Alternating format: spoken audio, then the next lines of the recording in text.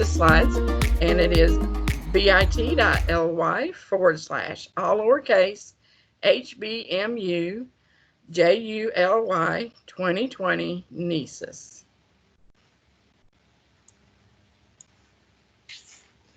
And again, please do make sure you sign in. I saw some folks just joining us a couple minutes ago. Here's the link to sign in. That it may need to be put back in the chat because they can't always see what was previously in the chat if they joined after the link was placed out there. So I appreciate your help, guys. Again, we already went over this on the Teams troubleshooting and what it looks like to join a Teams meeting. We won't go over that again. Today we're going to talk about NCEES contacts, recap this past year, talk about what's new, talk about our premium library pilot, what's coming soon, and talk a little bit about the beginning of the year. And then, of course, I always have some resource slides for you as well.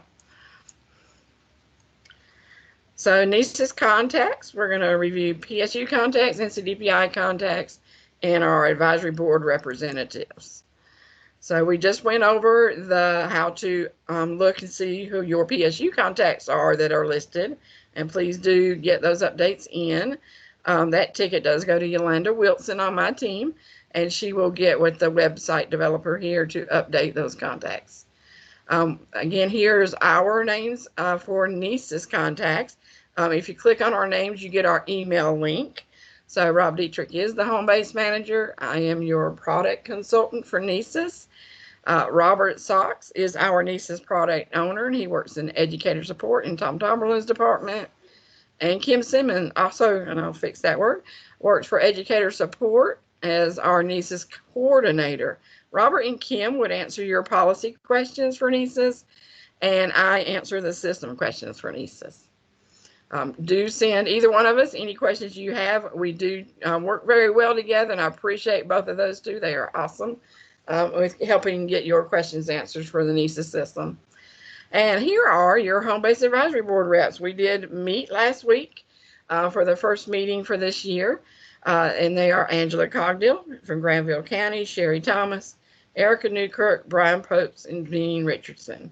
And I think now would be a good time to stop. And if you guys want to shout out who's here or put in the chat who's here, let me give you just a minute to do that, to unmute. And not quite sure how to go around the room, but you guys can just tell us who's here, where you're from, and if this is your first time here. Good morning. This is Angela Cogdill with Granville County Public Schools. Please know that the team is here to help in any way to represent you. So please don't hesitate to reach out. Thank you, Angela. This is Sherry Thomas with Guilford County Schools. Ditto what she just said. Just please let us know what we can do to help you.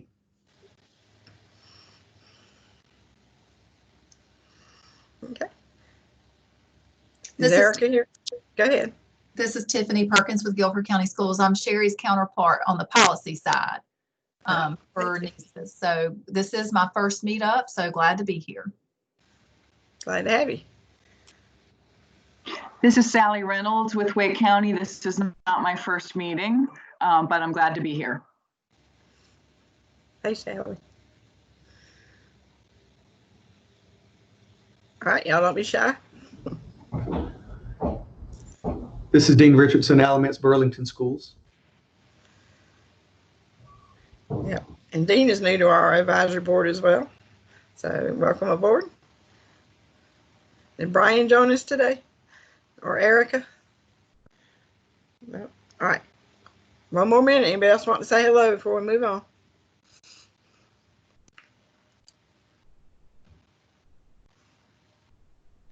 Lots of folks are putting their names in the chat box. Amy, I don't know if you can see that. No, I can't. I haven't figured out how to do that and not lose my screen. I have to see if there's a way to do that. All right. All right, so y'all just keep saying hi to each other. You can shout out and chat to each other in the chat. We're going to move forward with the recap. So let's look at the end of 2019-2020. Despite all our COVID issues and finally getting out that communication to you guys on how to finish up those evaluation plans from Tom Tumberland's department.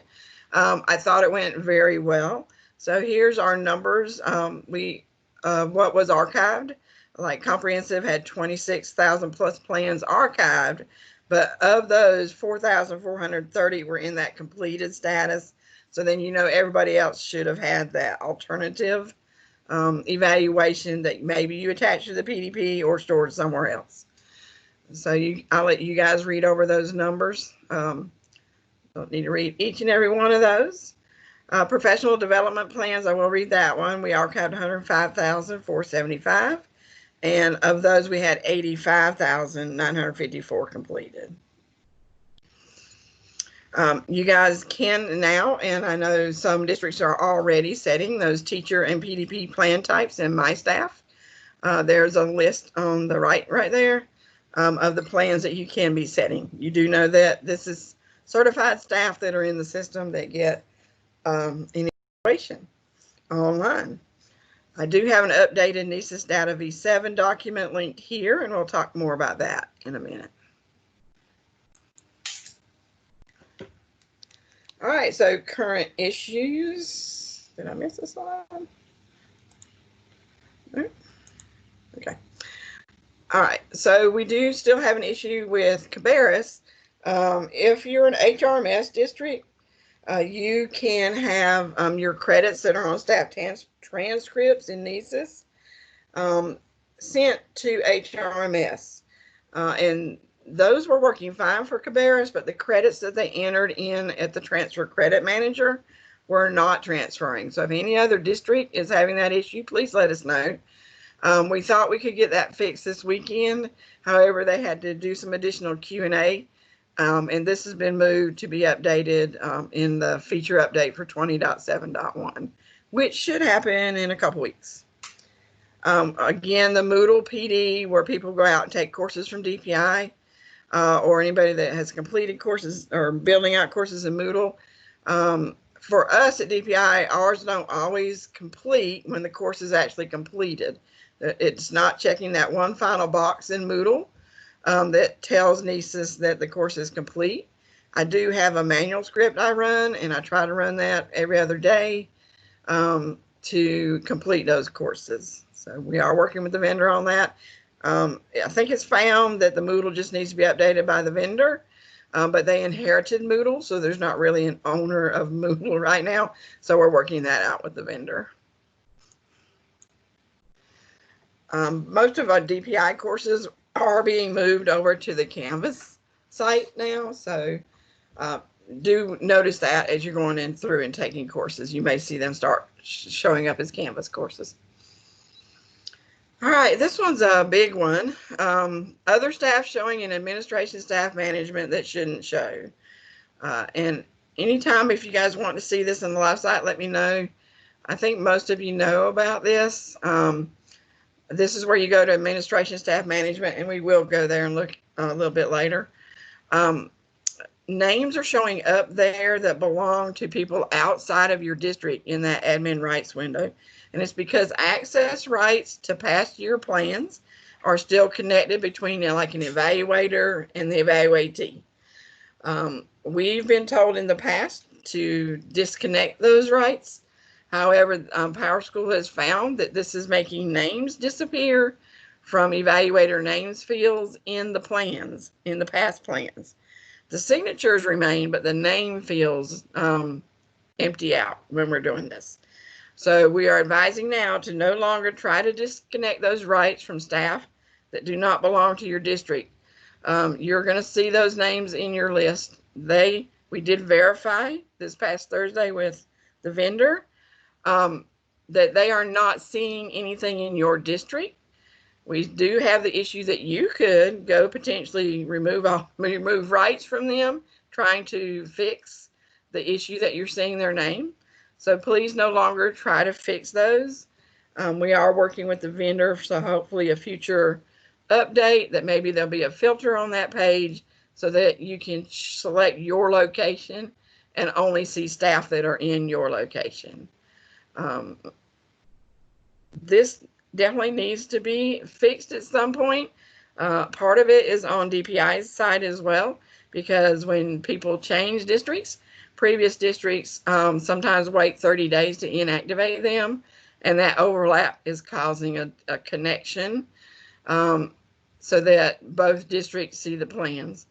We do want to at some point get that fixed. Do go ahead and troubleshoot those names to see if somebody's inactive in more than one location. We do have a location showing on that page now, so we'll look at that in a minute. Do open a ServiceNow ticket if you have any concerns. I am happy to look through there and see if there's anything that can be done. If you find they are in more than one district, please work with that other district first. Please have the staff that's connected to them contact them to inactivate their account, document that, and then open a ticket if the previous district is not being timely in inactivating staff. Okay, any questions about that? All right, if that's no questions about the past year, let's get into what's new. So advisory board, you saw a lot of this last week, so we're going to show our admins today what we have that's new. There was a feature update this weekend. And guess what? It broke this. It broke the system. Everybody was having trouble logging in this morning. It wasn't authenticating user IDs. It is now, so you can get in now. It's still having an issue. We were rolling out the mobile app as well this morning. They're still having an issue with mobile app that takes attendance on PD courses. So like our C Summit that we worked with Brunswick County before, a regional PD, they're still having an issue with the mobile app. So we'll get that communication out just as soon as PowerSchool fixes that as well. So what did they put in this weekend? Well, a lot of it was the new forms for observations 3.0 and forms 2.0, and those you can read about if you really want to read about them, and those links there. What applied to North Carolina was adding that location column on the administration, staff management, admin rights window, so that you can see those locations. And I will change this sentence. We will no longer be removing rights. So we'll do open a ticket if you have any concerns for me, and I'll take a look as well. Make sure they can't see anything. All right, system administration, staff dashboards, where you went to staff dashboards and searched by a user's name. That was causing an issue and had a big triangle, red triangle. That is now resolved. I did check both of these this morning, and both of those are in place. And now when you send out ad hoc emails, targeted emails, those no longer show who sent it. It goes from a default email address.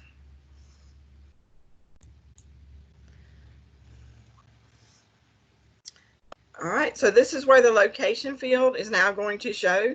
It's going to show both when you go to administration staff management, open up your admin rights window, which we're looking at on the screen right now.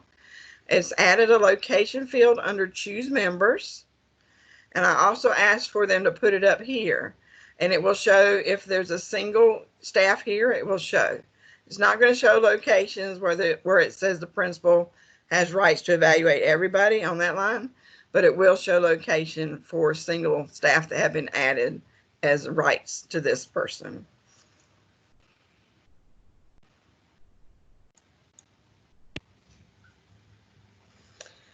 We have a new wording on the teacher rubrics, and this is found when you go to somebody's evaluation. You can see it in the self-assessment that's in the PDP. You can see it in observations that are in the evaluations, and you can see it in the summary evaluation in evaluations. So in the summary evaluations, each of these boxes designate a rating: developing, proficient, accomplished, and distinguished. During observations, you are not rating folks, so we wanted to put some descriptive text in here saying what was going on during the observation. You're helping teachers to grow. So the first one says knowledge, what do they know? The second one is action, what are they doing? The third one is interaction. How is it working in their classroom? Is students growing? Is it creating a culture in the classroom? And then extension, what is going on outside of the classroom? Robert will be having a September webinar, 2-hour webinar, 2 or 3 hours, that will be very informative on this rubric. So when we get to that listing of webinars, please do check that out. You can also watch past webinars that Kim Simmons has done, going over rubric ratings, teacher rubrics. Very informative, because we found a lot of people, teachers and principals included, were kind of thinking during observations you were rating your staff. So we just want to get the word out here and get this as clear as possible.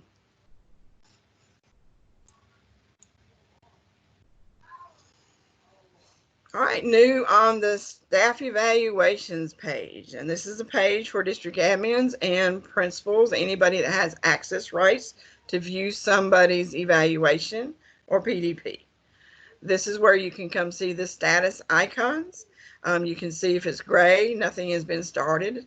If it's got a blue circle, it's in progress. And if it's got a green check, it's completed. Well, for principals, before last year, you only could get green checks under training and orientation when they did that activity, and under the summary evaluation when that activity was completed. They had NAs across the middle section. So I worked with Sean Vare at Power School Support, and he said we could combine columns. We couldn't add any more columns on this page. We've reached our limit, but we could combine these 3 here. So if this was a teacher plan, this is where observation 1, observation 2, and observation 3 would show a status. Now it will also show for principals that initial review for principals, the mid-year review for principals, and the end-of-year review for principals. So I thought that would be a handy way for you to be able to see the activity status on a principal plan. All right, do we have any questions coming in? Okay. All right, also in the principal plan, the evaluators of principals, we've heard this off and on. When you get to that end of year review activity, the signature activity for the evaluator of the principal, you could only see the end of year items and enter end of year comments. You had to come out and go back to mid-year or go back to initial, and to see those initial comments, initial goals, mid-year goals. Now you can see all of that by staying in that end of year activity. So I've only put on the screen here what you see when the comments are in there. So initial meeting comments are not editable in the end of year, neither are the mid-year. Those would have to be reopened if for any reason they needed to be changed. We did want them viewable to the evaluator at the end of the year. And of course, they can always enter end of year comments as well. The goals, they are also showing at the end of year. Those are editable because if the principal, you have to update those progresses in the goals. So if by the end of year they've completed that progress, they can mark that. The mid-year has also been updated to show the initial comments and goals as well.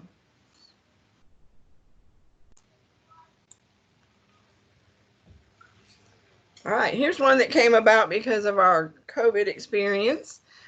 Because the evaluations could not always be completed if the summary wasn't open, DPI recommended you do an alternative evaluation at your location because the teachers did need to get an evaluation. DPI recommended that you attach that to your PDP. A lot of districts had already done their PDPs and a lot of the activities. So what they did was unlock the final review activity in the PDP because there's an attachment field in there, and attach those alternative documentations of evaluation and put in their COVID statements. Some districts chose to go into the record of activity, and this is where the teacher background edit section is. So here's the record of evaluation activities in an evaluation. There's a similar one in your PDP that says record of activities, where you can come in and edit, fill out the information. they were pasting, highlighting, copying, and pasting the alternative form into the teacher background notes because there wasn't an attachment field here. Now there is. So moving forward, we have attachments in all record of activities, either PDP or evaluations. Do use this teacher background field. A lot of districts don't understand what it's for. Your help guide is going to say it's to enter your teacher's background information. However, a lot of districts use this as a place to put notes.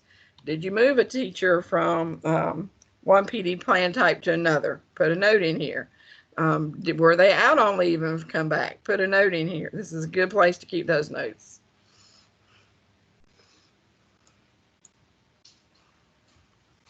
All right, we do have a new look to your quick reports, and we're going to be reviewing reports again later, so we won't navigate over there quite yet. So when you navigate to reporting, the very first channel at the top is reports, and there is several modules under here, 3 or 4. None of them work except the quick reports, so select quick reports. Now when you go in the drop down, most of our reports now have asterisks in front of them, so they're at the top of the list, and notice there's no more years on here. So what's been done is they've added a filter feature. So when you click into a report and you click next, then you can select what year to run the report by.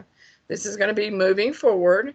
So some of them may not have the past years in there. You may still have to scroll down to run past year reports. It's always best to run current year reports during the current year, because we know we still have the issue with demographics don't always reflect where you're at when you're running a past year report. So do run your current year reports here. Of those that have been running them so far, I have not heard any issues. I do think there's a couple reports further down in the list that we need to put an asterisk in front of, so you aren't having to scroll to look for them.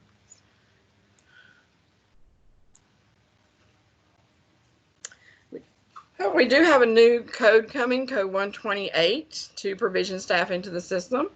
And this code from the chart of accounts from your payroll and HR is for reemployed retired teachers. And there's a paragraph explaining what that is and who it fits. We only had 5 in the system last year.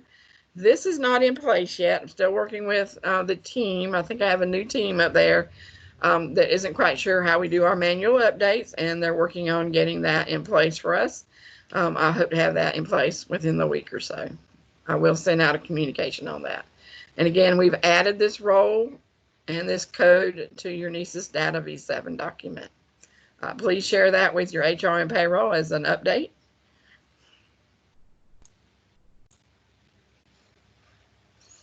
All right, and then finally, I added some wording out here on the locking activity, because I've heard over and over again that it's a big issue that principals lock the PDPs before mentors have had a chance to sign or been reminded to sign the mentor activity for your beginning teachers.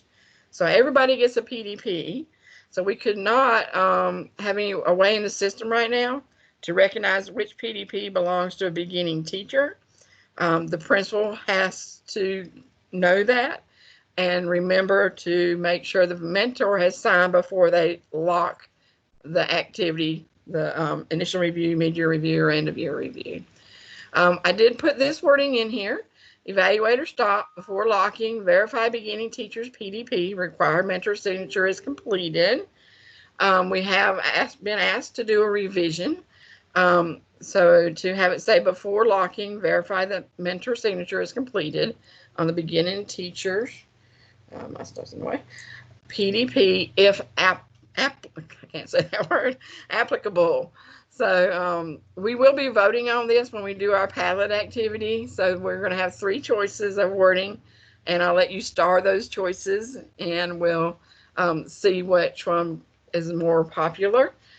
We do have one suggestion to change this evaluator stop portion to attention. And I don't mind adding if applicable, because PDPs belong to all your staff that get a PDP. And here's that Padlet activity. So please, if somebody would put this link in the chat, I'm gonna let you take about 2-3 minutes, and please fill out our Padlet. What we do during Padlet time is fill in your successes and challenges you've had in the first 2 columns. So you just click the plus sign to add a note, put in a title if you like, and then write something. I'll delete that. And then vote on those wording choices. So you see choice 3, choice 2, choice 1. You just have to, somebody's already voted right here in the middle one, put a star in, and it should number the number of stars. And I do want to hear from you. So speak up today. If you have any questions you need me to take back, or you have any questions for anybody on the panel today, please type them in here. And then as we go over what's filled out here, we'll move any action items to the DPI action items. Or if you feel that you have an action item already, please add it there. So is everybody able to get to the Padlet? I see some star ratings coming in. Successes and challenges. How did the end of year go for you? Was it a success for you? What were the challenges? How about as we're getting ready for the new year? So please, I'll be quiet for a few minutes. I should have put on some like elevator music while you do this. But please fill out those. So I'm going to be quiet for about 2 or 3 minutes, and we'll see how our comments come in.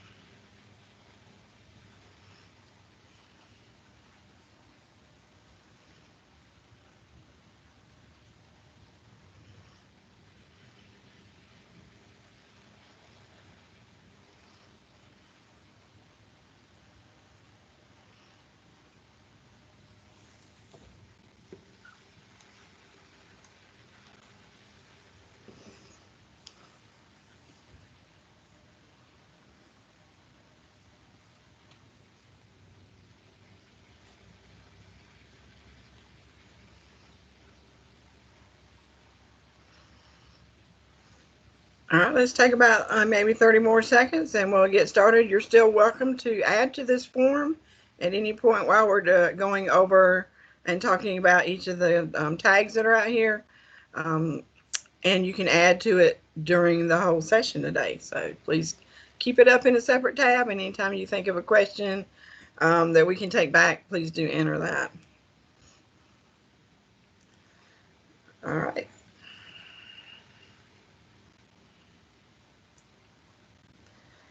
So we'll get started with successes. The first one was end of year uploading files to the PDP, and it had a star on there as well, 5 stars. So that sounds like it was successful. Would anybody like to comment on that?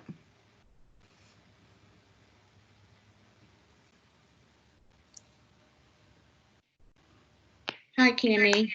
This is Hi. Susan Higgins in Woodland Southbridge Schools. I just thought that process went well with us uploading that end of year information as best we could in the PDP section. And I think we did it in the evaluator signature part was where we attached our documents. So that worked really well for us. Great. Thank you for that comment. Thank you.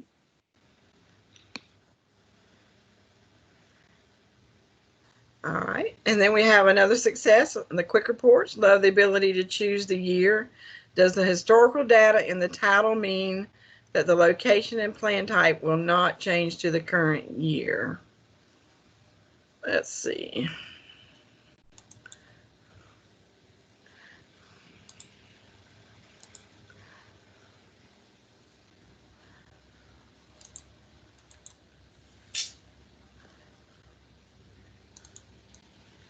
So, using historical location. No, if you're running for this year, well, this one's not going to run yet because it's evaluation summary. It will pull for this year. So whatever the location is, I'll ask them about that wording if that's confusing to you guys. That's the wording that was already on there, and I didn't even think to update that. But if you're running at the end of this school year, 2021, the evaluation summary, it will pull this year's information. If you're running a past year report, it should pull that past year location. So if you're finding differently, let me know, because I've not tried to run any of these because these are district level reports. So if you see any issues with those, let me know. Thank you, Sally. Any comments about that, Sally?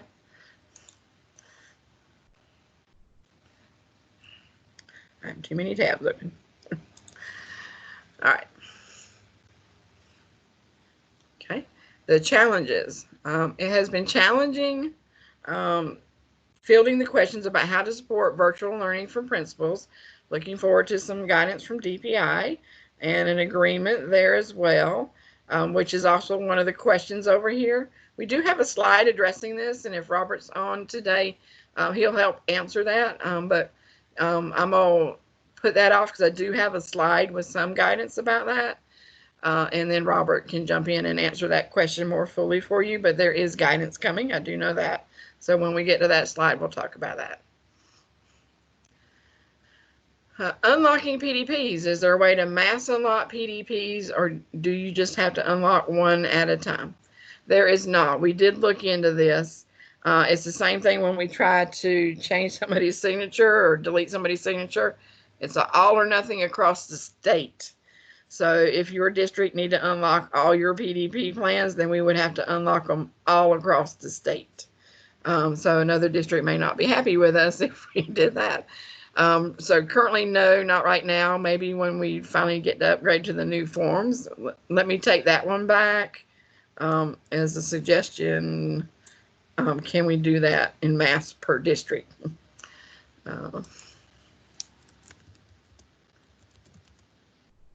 Two.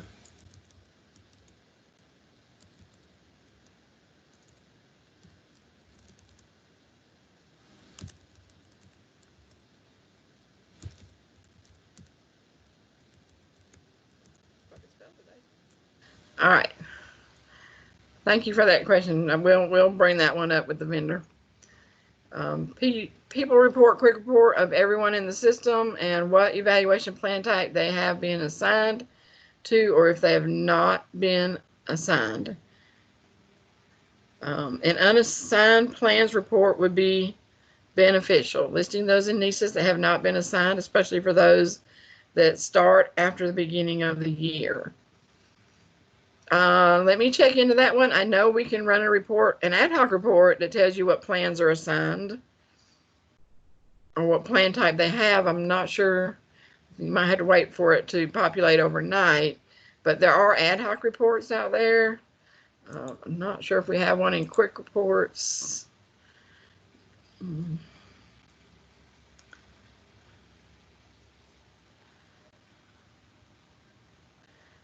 Record of PDP activities. I don't think we do have one out here.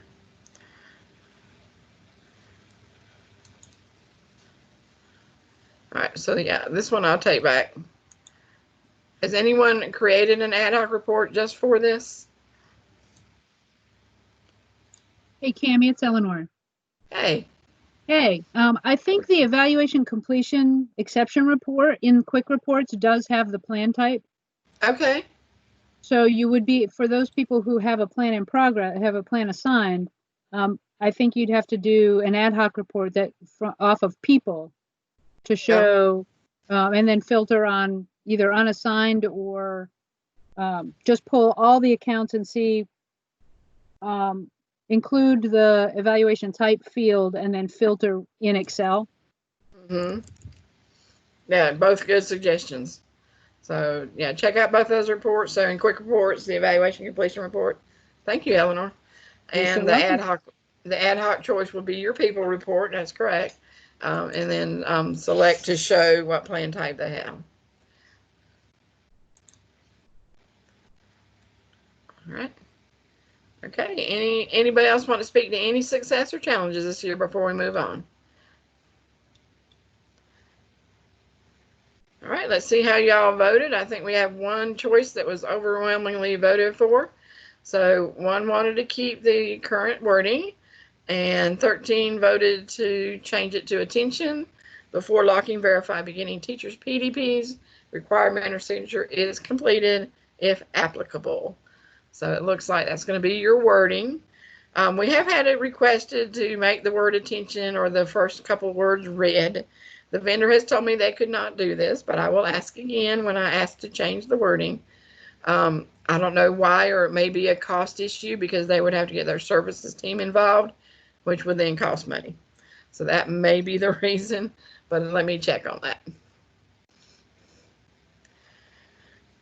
All right, questions, and we're doing the advising the principals shortly. And when we met a while back, there were some LEAs, could see other LEAs information on teachers. It was said this wasn't an option. Was this corrected? When I place a teacher on a monitored or directed PDP, they ask if another LEA can see, and I'm not sure what to tell them. They cannot unless that staff is active in another location at the same time. So if they're active in both locations, then yes, the other district can see probably that evaluation if they have an evaluator in the access rights area. But no, if it's your plan in your district and you change items like this, other districts cannot see. Now, if the staff were to move to another district, I'm kind of recommending that you go ahead and archive those plans or deactivate those plans that's with you, because you're going to have to wait until payroll inactivates them in UID before the plan will then be system deactivated. Once it's system deactivated, only the owner of the plan, the teacher or the support staff, the principal, whoever it is that moved, can then see the plan. So the only way another district is going to see it if that teacher agrees to show it to them. So who put that in? Do you have any comments about that, my answer, or anything else I can follow up on for that?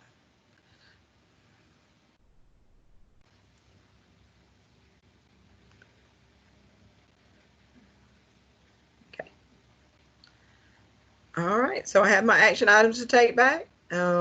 Whoever asked that last one, if you want to email me directly and give me an example, I'm not quite remembering exactly who we looked at. Maybe we can check that a little bit further.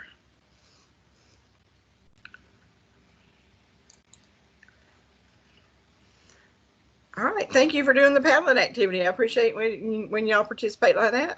I get just as much out of it and learn just as much from you as you might learn from us. So Premium Library, we're excited to finally be rolling this out. This is actually a library of a PD that your district can purchase seats. And I'm not familiar with the cost of this in other places, but this is an area you can come out here, look at the cost with your district, and decide if you want to purchase some PD for your staff. We are rolling this out with about 3 districts, Cabarrus, Brunswick, and I think there was one more that decided to pilot with us. So we'll be piloting this over the next couple of weeks. If you do want to preview it, we did a preview with our pilot districts. There is a recording here that I am happy to share with this team, so that you can look at that premium library about what's coming. Currently, it should be live now, but we've not turned it on for North Carolina. We will be working with our pilot districts and turning it on for the individual that has agreed to pilot right now. You need to be a district administrator to view the premium library at this current time. We have requested from the vendor as an enhancement to please make that role and a PD office administrator, so that we aren't adding a bunch of district administrators just to look at the premium library. They are very receptive to that, and they are looking into that. It won't be anytime soon, but they are looking into adding that role. So any questions about premium library? We will be in our districts doing the free courses out here currently, this A+1 on the end here. We are working with another vendor that does have a bunch of free courses. So hopefully they'll sign their contract with PowerSchool and they'll be added to this as well. But watch for more information in the coming weeks. We're going to take 2 to 3 weeks to roll this out, and then we may roll out per district as you request to be a part of this. So watch for those communications. All right. All right, so your local PD office is available, and a lot of you have been using it, especially since we went to remote instruction and remote learning by putting a lot of your PD happenings for your teachers in the system. So I just wanted to point out the number on the 3rd line down, PD opportunities completed by June 2020 was 103,889. That was just for this year. So look at the big jump from 18-19 and from 19. Big jump there. And we reached our ceiling of concurrent users the week after we archived the plans. So I'm assuming that people were in there just taking PD because there wasn't any evaluations to look at.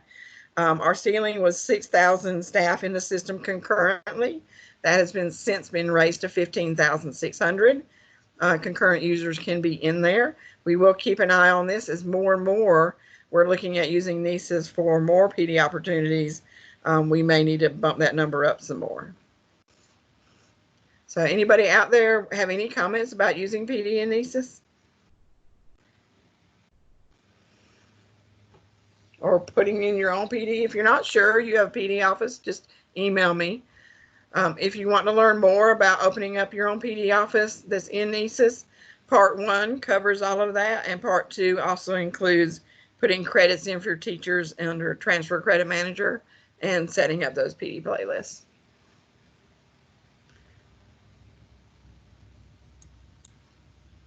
You guys are quiet today. All right, coming soon. Oh, a new help guides page. I'll show you what it looks like live. I haven't made it live yet, but it will be soon.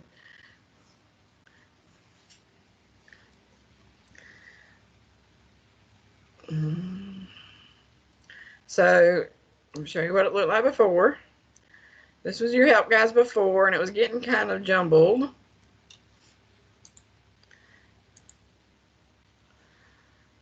So now I've divided it out by plan type, the teacher guide, the principal guide for that plan type. The peer guide is under comprehensive since it's required there. Well, my voice is trying to go. So there's how those are, and then any quick start guides that go with the evaluations and PDPs.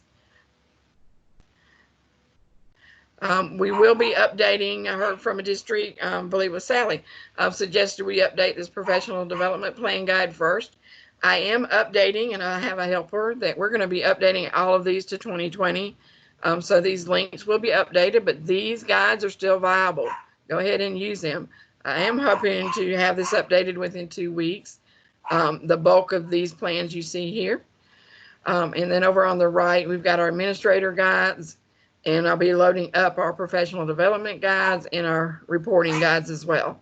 So this will clean up any of those links that were broken on the old page. And as we get our guides updated, we'll be adding to this new page.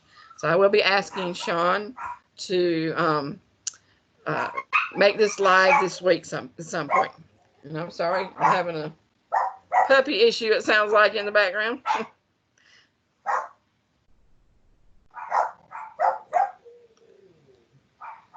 All right, so I hope that's helpful to you to have that new help guides page.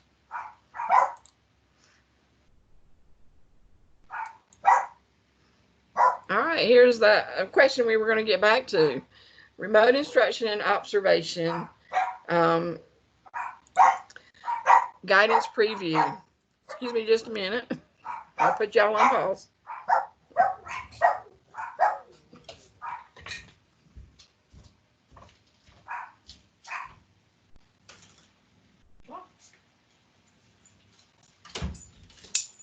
Sit down, be quiet.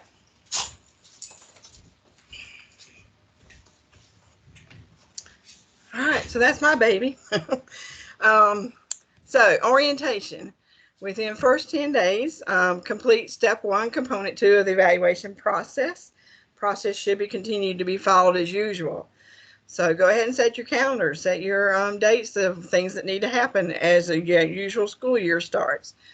And remember, the beginning of your orientation page is located on the NCEES Google site. Professional development plans, those can be reviewed virtually or face-to-face. Review those PDPs during the pre-observation conference. Again, step 2, but component 4 of that evaluation process.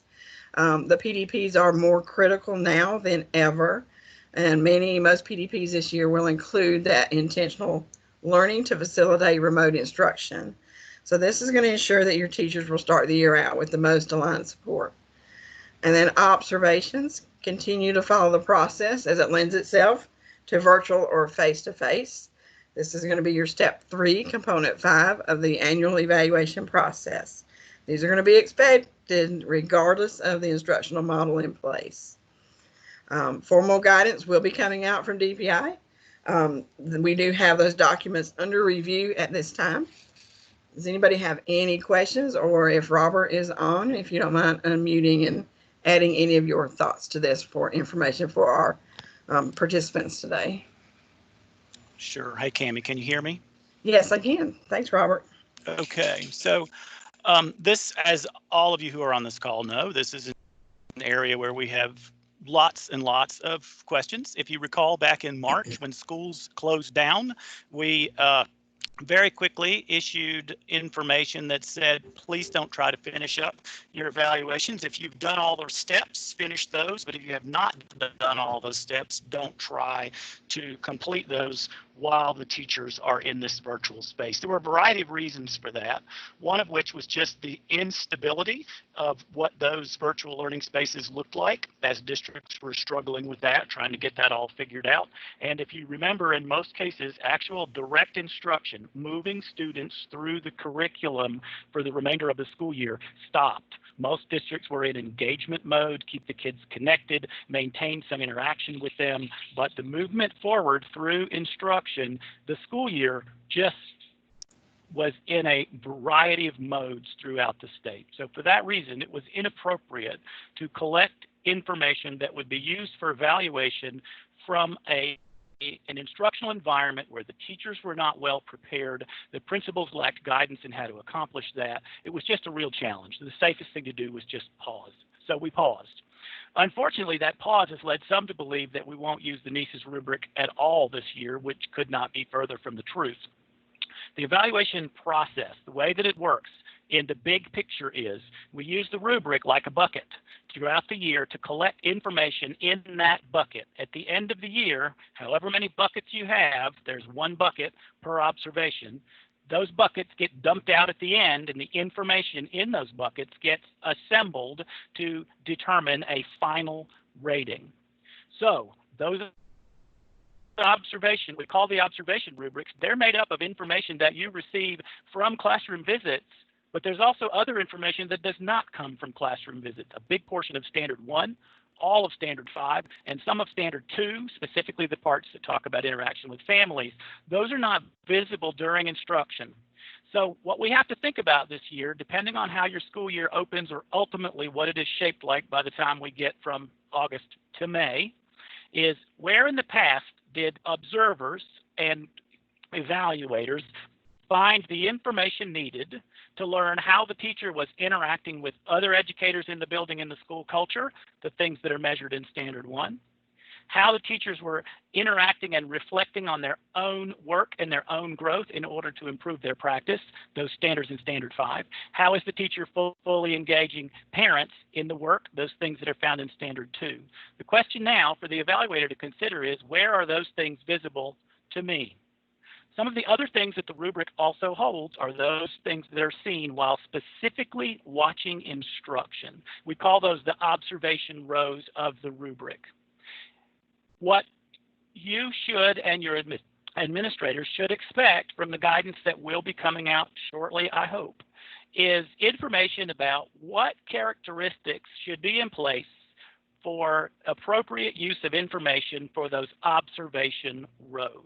So if there's an observation row in the rubric that's looking for how the teacher is engaging with students, the evaluator needs to be able to see the teacher engaging with students.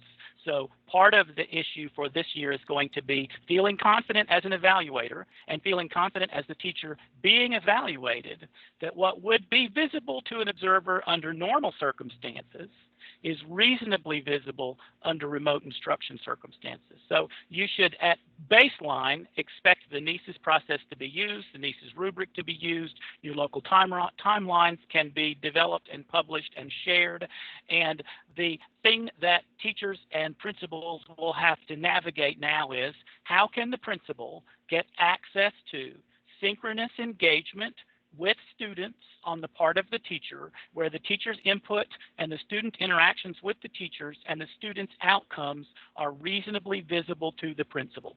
Those are the characteristics that are going to need to be in place to check those boxes on the rubric that are in those observation rows.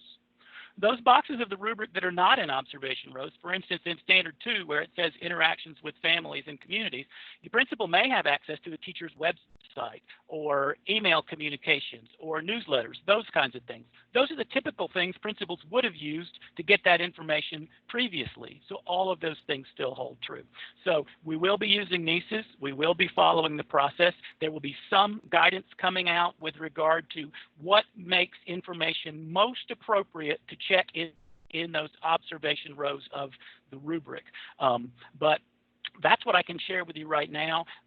We are partnering with NC in the fall to offer some professional development for principals that will address how to support online learning when those things are available. I hope you'll encourage your principals to participate in those. Kim and I are working together. She mentioned the session I'll be doing in September to try to provide this information.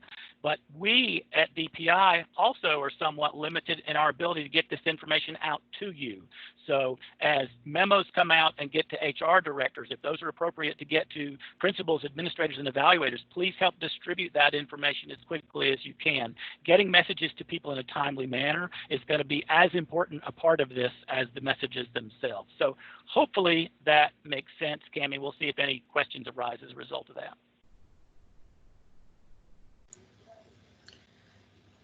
Thank you, Robert. Anybody in the field want to unmute and ask any questions or make any comments?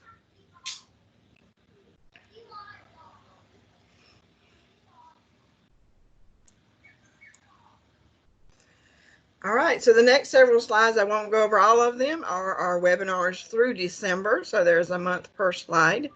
Do remember that we have the beginning of year orientation. That one is already ready for you to view, and Kim has linked it here. It is from last year, but it still definitely applies to this year. So please view that. Coming up next week, August 4th, are the admin start of year with plans, how to set those plans, access rights, and going over with the principals, whoever longs in that day, the same what's new that you saw today. And then we're going to have our beginning of year August 11th for the principals, new user basics on August 18th, and beginning of year for teachers will be August 25th. And those are all Tuesdays from 4 to 5 p.m. We are using WebEx instead of GoToMeeting now. That was a DPI decision for us to move there. So bear with us as we go through that first webinar, as it will be brand new to Kim and I using that venue. We think it's going to work well, and we hope it's easier for you to log in and do just as well as we do with GoToMeeting with WebEx. There's the series in September. We will be working with Robert to get a link for that one that's on September 8th. This is that teacher rubric session here. It will be 2 hours. All our other webinars are 1 hour. Kim's doing a new assistant principal series this year. Very well received last year. So please have your new assistant principals sign up for that. We also had some returning assistant principals and principals log in as well, and I think learn just as much. She has some couple new ones, instructional leadership for principals. I'll be going over how the CEUs with teachers and using your PD office in September. There's the October, more about NCEES tips. What are some areas that you don't know, maybe some shortcuts in there. There's a new one for Kim, cultural leadership. And then have you ever used your staff groups in NCEES and the PD playlist? I'll be going over that.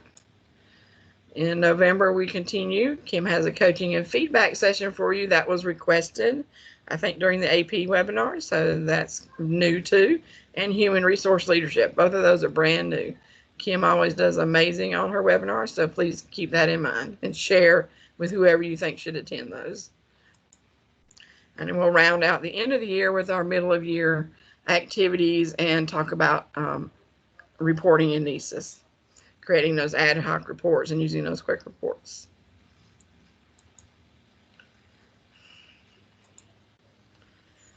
All right, so I got the wrong title on that previous slide, but we're going to go into how to do your staff at the beginning of year in the system. Do I have any questions in the chat that I need to hear before we move on, or do you guys have any comments before we move on?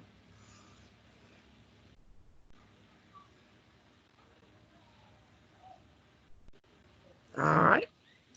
So the screen that you're looking at now is in this NCEES Data V7 document. I'll go ahead and click on that.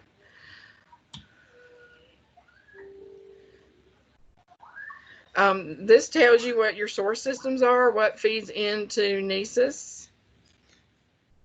So it is your UID staff system, NCDPI UID staff, and your HR data comes from your link, your HRMS, your third-party system, and we also pull in data from the licensure system and from PowerSchool. What we get from PowerSchool is staff emails. If they're not in PowerSchool, we look in Link. If you don't have Link, we look in HRMS or your HR data. Charters, you'll have to check on how yours are coming in. You may need an additional document from me that I'm sharing on another slide. So here's that same process here. I'm going to go back to the slides. So at 4 p.m., we start pulling data from those systems. So if your HR are updating your staff in payroll, what they have to do is export their payroll file and upload it to Staff UID. So that's how the information gets into Staff UID, their location, their active status, their budget codes, those pay codes. They are on this sheet. Let me get those right here. These are the budget codes that provision staff into these roles in NCEES. All of them are certified except for this administrative specialist in the middle that gets code 153. A lot of those people, are the ones that manage the system as district administrators in NCEES. And we'll talk about their named district administrators, but they aren't your county district administrators. They're users in your level, in your district that you've assigned NCEES district administrator rights to. So they're administrating your district in NCEES. All right, and then there's the times for when the processing starts for your HR data and licensure around 9:45 to 11. By 11 p.m. that file is created for our person import file. And then overnight it's sent to the vendor processes it. It usually goes into the system, and I get an email about 4:30 in the morning that tells if that was successful or not. It has been successful for the past year and a half. So we've not had any duplicates or anything like that in the past year and a half. So I think that's working well. If you want to know what the data is that are coming in from each of these systems, here it is from payroll. Everything in payroll goes to staff UID. So those same fields, the UID, the status, their names, and their object and purpose codes for those roles. The email from Power School, if it's not in Power School, the email from HRMS or non-HRMS sites. Also primary location for non-charters. Charters are already a primary location. And then the classification codes. These are old, so NCEES is not going to be authoritative for them. It's going to be your SP1s, SP2s, probationary teachers, beginning teachers, all that kind of thing, the classification of the teacher. We will be working with Tom Tomberlin's department and with modernization as all that moves forward at some point. Some of that's been put on hold because of the COVID, but at some point we need to update those teacher classification codes to how it is currently. Your lateral entry teachers that are now residency licensed teachers, things like that. And then the licensure expiration date also comes in. It all feeds into our operational data store. During that process, the license cycle year gets calculated, and all that feeds into the nightly person import file. So that is imported every night. And then we also have a location file from Eddie that gets imported. It also pulls in those finance locations, 840, I want to say 800, something like that. So we do have some finance locations that pull in as well. They are actually masked so that NCEES thinks they're the county locations, 000. Some of you will know what I'm talking about when I say that, but those are masked to be county locations so that people will show up in NCEES, because NCEES is used to pulling in people from 80 locations, not finance locations. Those were new a year and a half ago. All right, so here's just a little blurb about that nightly feed. To grant access for your staff members, please update staff UID and HR systems. That's where it needs to be done first. You can't go in there and update somebody's location in NCEES, because when that overnight process happens, it's pulled the data from staff UID and HR. That's where you need to go update. So those of you that have access to staff UID, a lot of your payrolls still call this CEDARS. It is not CEDARS. It has CEDARS in the URL name, so that's why it gets called CEDARS. It is staff UID. This on the left is what it looks like. Oh, it's 810. That's a finance location. Over here on the left, 000 is an 80 location. 336 is a school in the 80 location. And then down at the bottom, 810 central office is a finance location.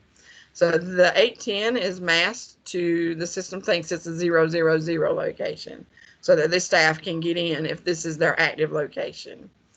Looking down the rows, we're not concerned about job, class, or hire date. Where it says annual salary, it's not actually a salary. It is the object and purpose code. Object codes are 3 digits long, so this one is 113, and that tells me this is a director supervisor role. And then the purpose code I'm not really concerned with unless it tells NCEES to define the role by both the object and the purpose code. So this person is going to get in because they have a yes at the 00 location. They have a yes down here at the bottom at the finance location. This person should get in with either one of those. So if he has more than one location that has yes, how do I know which one's primary? So this last update date tells the system which one is primary.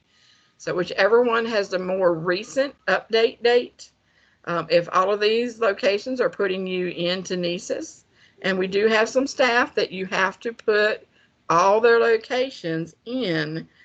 For example, I'd worked with a district last two weeks ago.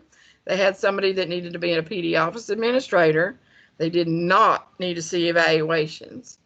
So because they did not need to see evaluations, we didn't want to give them district administrator rights, which let you see everybody and everything. And they did not come in the system with evaluator rights, or they would be seeing evaluations. So the only way to get that type of person access to see like their transcripts or the PD courses that they're taking is to put all of their locations in staff UID. And then to mark one primary, it needs to have a more recent update date if it didn't come into NCEES with the correct primary location. So these records can be manually updated once they're uploaded. There's a pencil icon that whoever has access here can update those last update dates or can update salary codes that put people in. We have a few districts that have to crosswalk people in. So you are coming out here to do those manual updates to get the crosswalk those codes in so somebody can get into NCEES. Do you guys have any questions about getting your staff into NCEES? This is where it comes from.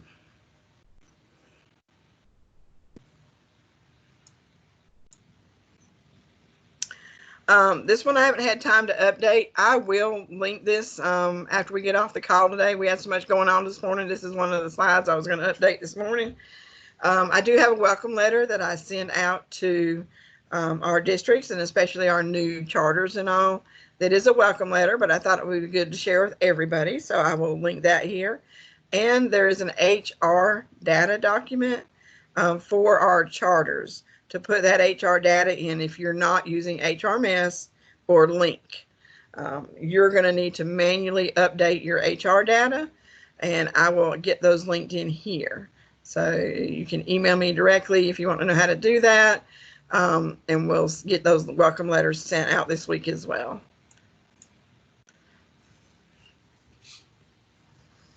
All right, so district administrator guide. Every district in the system needs to have a district administrator, and that is our district administrators can see this page that I'm getting ready to show you. I went to system administration, user accounts.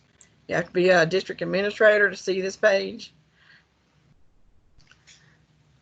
So down here it tells me what system admin rights, let's see if I make it big enough where you can see, are assigned. So every district needs to have this district administrator right. The people to get automatic site administrator rights are your principals that have budget code 114, and they are automatically given evaluation rights to everybody in your system. So can I give an AP site administrator rights? Because site administrators can also run those reports on that reporting tab. Maybe I'm a big district and I need to have a couple APs who come in as users, like this right here. Everybody else comes in as a user. Superintendents, teachers, counselors, everybody else comes in as a user. Maybe I want to make an AP who comes in as a user, a site administrator. You can do that. You have to click on their name. You have to click edit. You change their admin type to site administrator. Well, wait, is this going to give them evaluator access to everybody? No, they have to have a 114 budget code to get that. assistant principals have a 116, I want to say, in either 117 or 118, one of those. So they will not get automatic evaluator rights. However, they do pick up the reporting capability. So they'll then see the reporting link that's under here for me, because I have so many tabs open here. All right, so once you set that, is that all you need to do? No. This button now appears, admin rights. You have to set their location, or that nightly import file is going to overwrite what you just set, and it will put them back to a user. So you notice I just went down the drill and set my location and what school that they work at. You can only add whatever locations are in staff UID. So if they need to be active at more than one location, then you need to have that updated in staff UID first, or it's not going to stick. So you need to add that. That's been added, and now I'm done. So now this will process overnight, and these rights will stick. So tomorrow, this user here will have full site administrator rights, except for the evaluator access to staff plans. All right.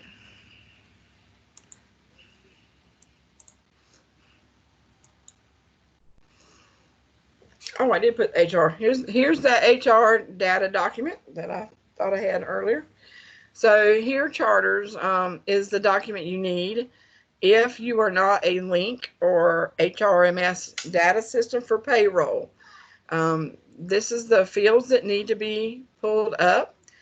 Public schools, you can check with your link or your HRMS, or I believe we're going to be adding a couple payroll systems, and I'll work with licensure with Tammy Bailey and make sure that those new ones have this document so that your HR data is coming in. But Link, Susan Sharp with Link, she knows all about this.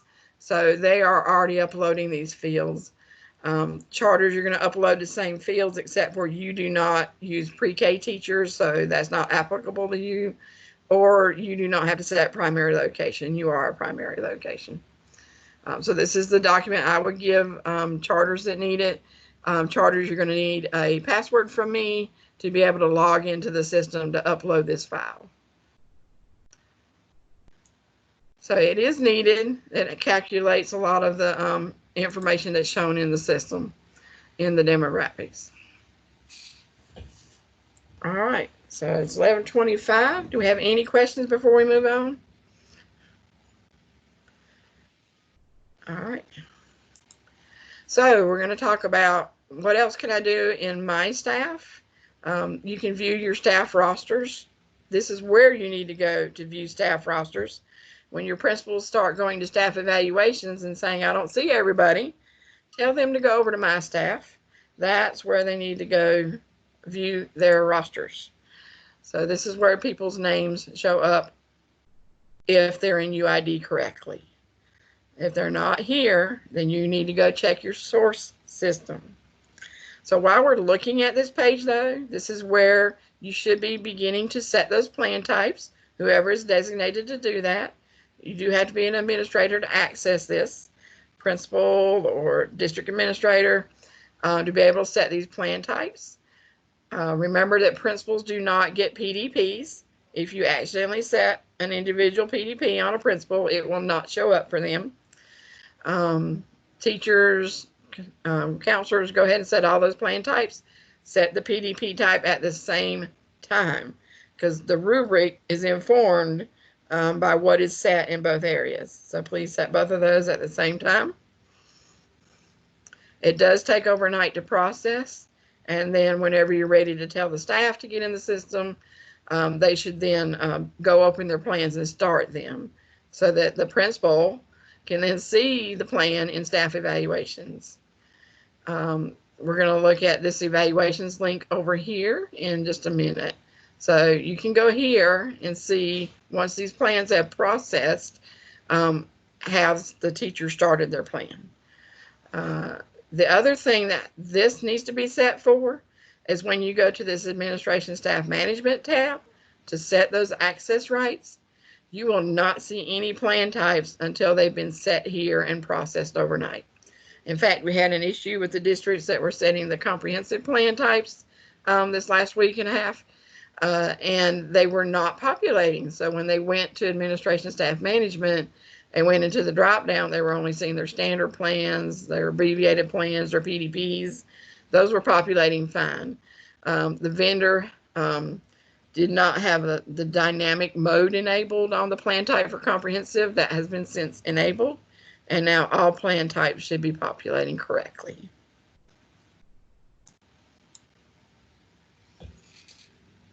Here's your guide, and these are all links. You can click on the document or the link here to assign plan types. Again, these are your 2018-19 guides. We will be updating these, but you can still use these. The steps have not changed. So there's the guide for adding staff and setting those plan types.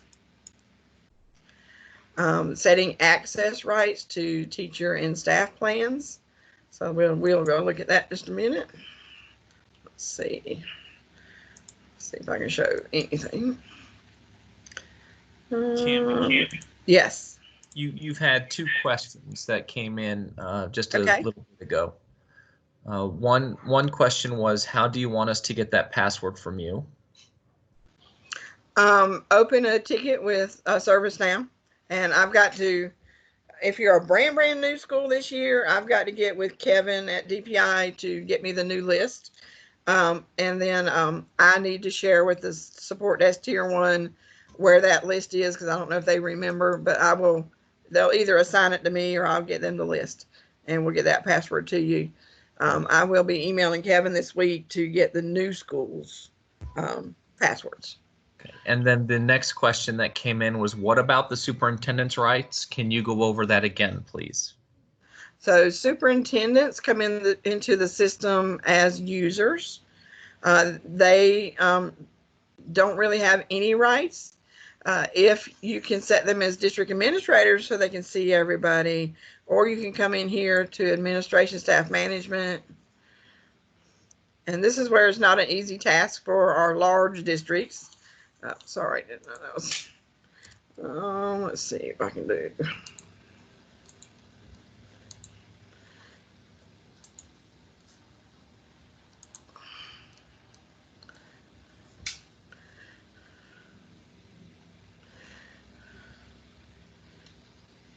I don't know where district my PD users are in, but I will show you with this. I think I can do this.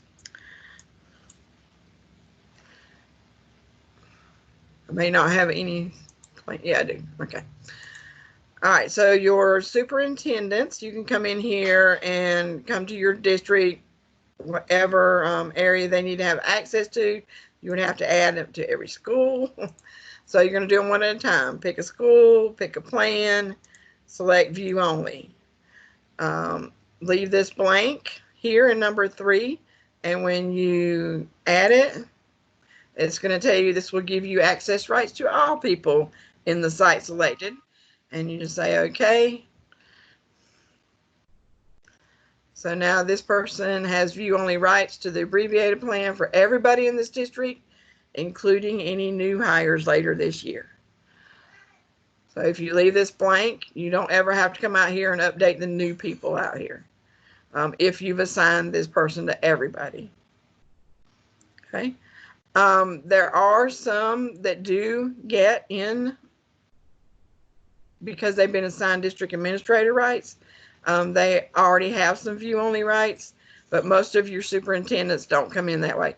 If they were already that way, because you set them that way, they should still keep that. But most of them will be user level rights. So you're going to have to add those rights. Hope that helps your question.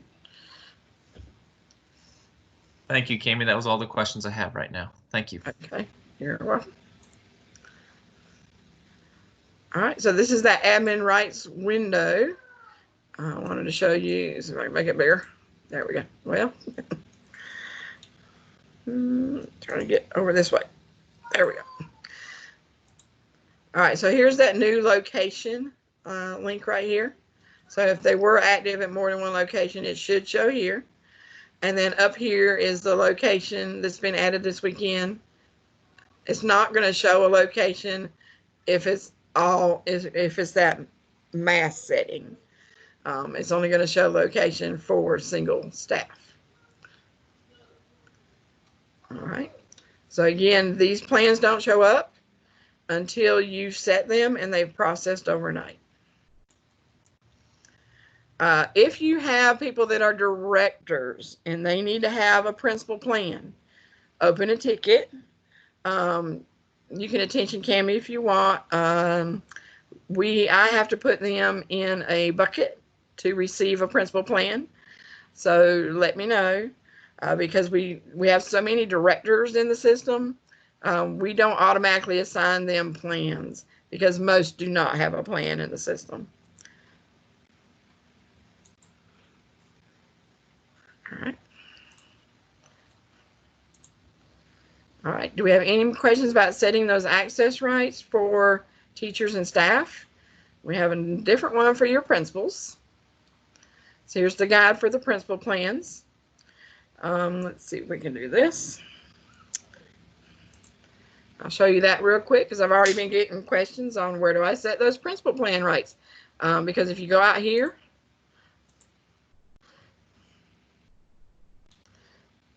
and select the principal plan, this blanks out. Number 4, choosing those rights, blanks out, and that's on purpose. We had some assistant principals that were able to assign themselves to view their head principal's evaluation plan. So we moved how you set that, and you go to staff evaluations.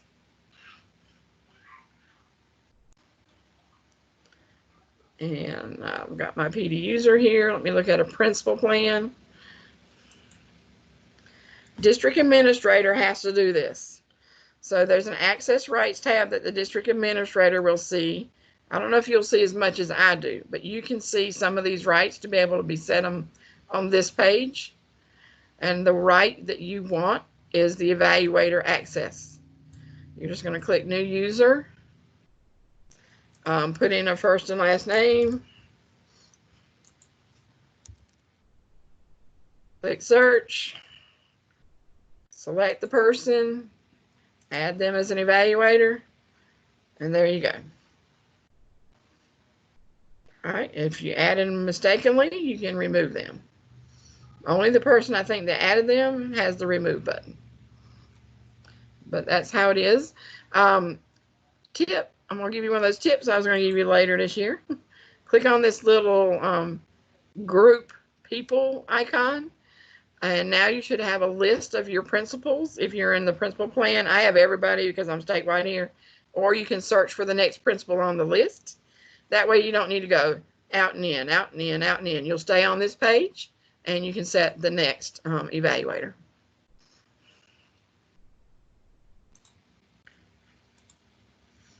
Okay. All right, any questions? All right, so how can you verify that staff have started their plans once they've processed and they've started their first week, you've done orientation? How do you know they started their plans? 2 areas that you can look: in My Staff and in staff evaluations. So we'll go look. Let's see.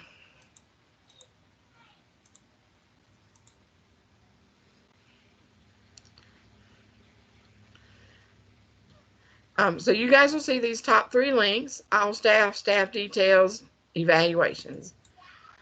I'm going to click on evaluations. And if I have access to a staff, I see a drop-down arrow. I'm going to click on the drop-down arrow, and I'm going to see what plan type they have. If you see the word edit here, that means they've started the plan. I don't know if I have one. Here we go. If you see the word start, they have not started the plan. All right. Now, if you were to click here, you're going to start the plan for them, or you're going to email them and say, hey, go start your plan. Okay. Any questions about that? So the other area to go see if they've started their plan is your staff evaluations.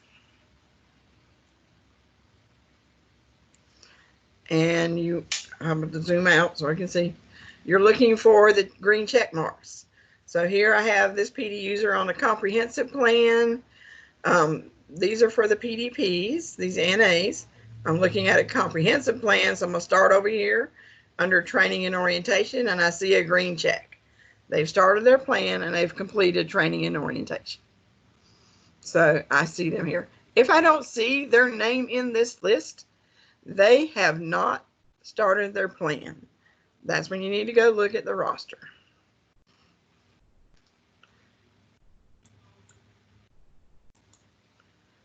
Okay.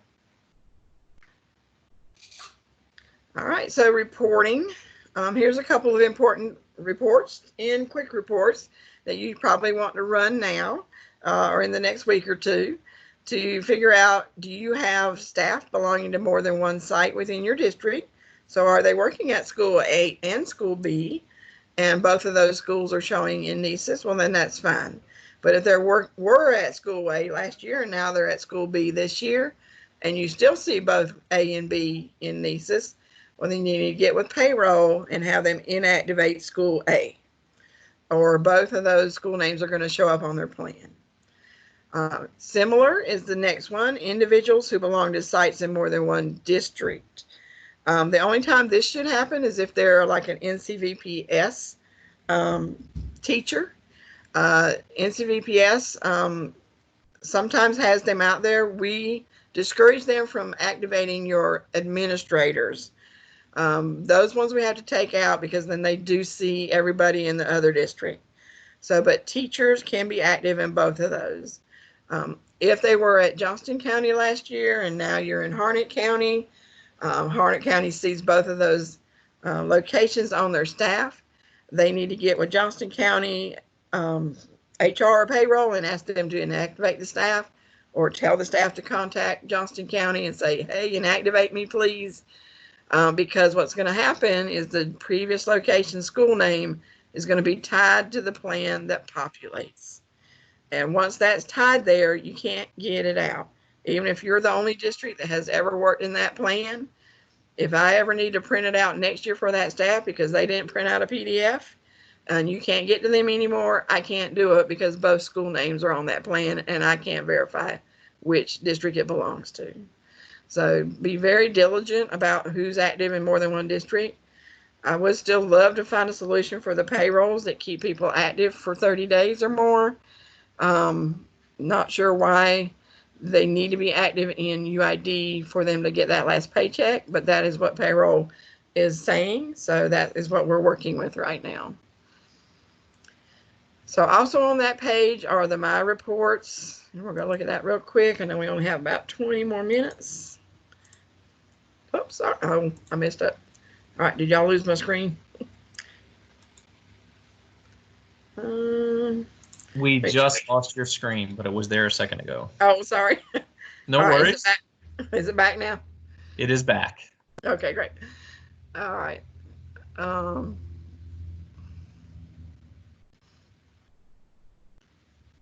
lost my link. Okay. All right, so we were going to go to reporting.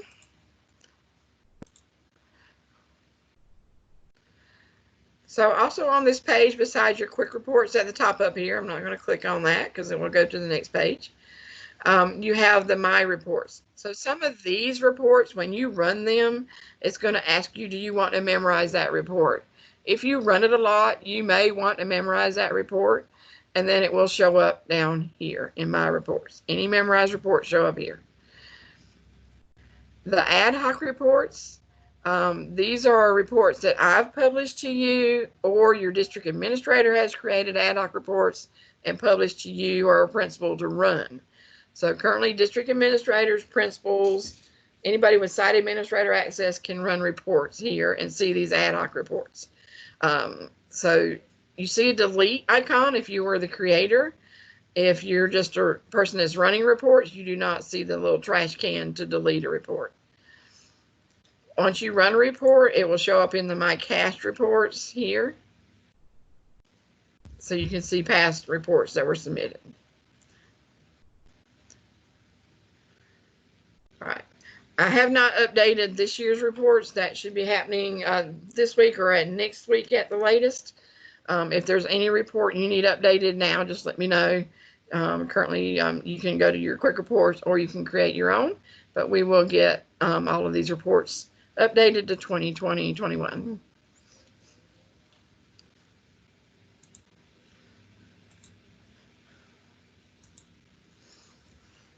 All right, and there's the steps for how an assistant principal can print reports. There's some graphics of those steps. And very important, beginning of year orientation will be coming up soon as your teachers head back to school in a couple weeks. This is the Google site to that beginning of year orientation. All these resources are out here for you for this beginning of year orientation. A link to the rubrics, a link to the policies. Schedule is provided by the principals. Make sure they got those calendar schedules going.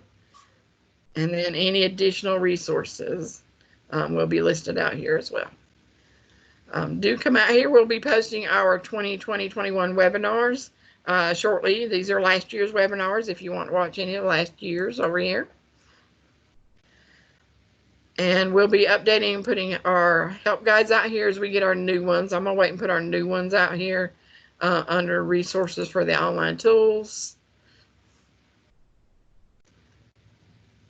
All right, if you want a list of the PD that DPI offers, the published ones, DPI is offering a lot of courses lately, but a lot of them are by invitation only. So do watch for invitation from your CTE department, different areas like that. There is a list of what teachers can currently take. I think there's about 75 courses out here. Can't sign up from out here, but you can view the courses that are out here. Teachers link here. The manual is up here, very important for that. It's taking a while to load up. A lot of documentation out here and resources for you. So make sure you scroll down. There, it's trying to load up.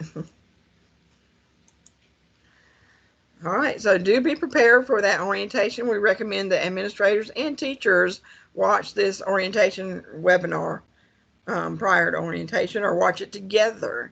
So that's very good resource for you. Screenshot of what we just looked at. This is where orientation happens in the plan. So when teachers go to my evaluation, excuse me, they will go see their evaluations. Remember that we changed the way this page looked. It used to just have your evaluations that are on the left now. Now we have an announcements area. So if you are sending out announcements in the NCEES system, they'll show up here where the teacher clicks to look at their plan. They can't miss their announcements anymore. A lot of people will get the numbers on the envelope icon up there, but they're not clicking in there. So they're going to show up here. And notice they also have their quick guides listed here on the right. So they have how to start a plan, how to complete a self-assessment, and how to do orientation. And then when they click into the activity on the far right, I gave you a screenshot of that orientation activity.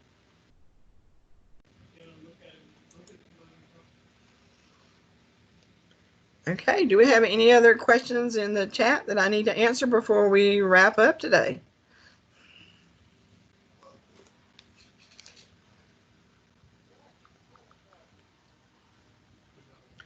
All right, so we got about 10 minutes, less than 10 minutes. Here's again the link to our NCEES site. There is a bit.ly for that. If you just want to bookmark that, that's fine. There's the full link to the Google site.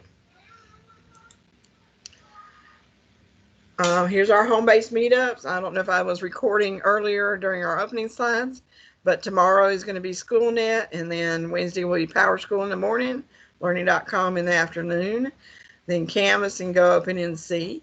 So we do encourage you to join those. A lot of people, now that we're virtual, will pop in on some of these other sessions. Many of you are wearing several hats, so you will definitely attend other sessions. You do want to fill out your sign-in for each day that you attend for each product. And there's the dates for the upcoming ones. And now that we're at the end, before you leave us today, please click on this link up here and fill out our feedback form. We definitely want to know how we did and how the virtual session worked for you. Was it good? Just please answer those questions or give you time to do that. And again, there's our home-based team. So we're looking forward to a great 2020-21 school year. So I'm going to open up this back to you guys. Julie, do you mind putting that link in the chat, or maybe I can this time?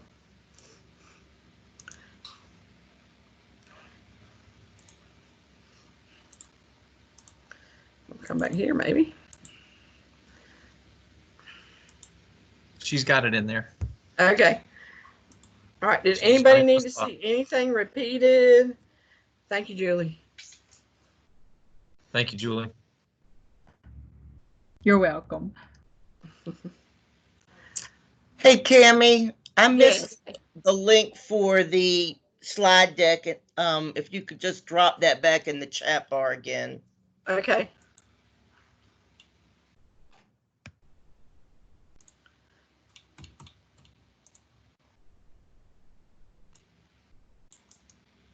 Well, I've got that, Cammie. thank you. You're faster than me.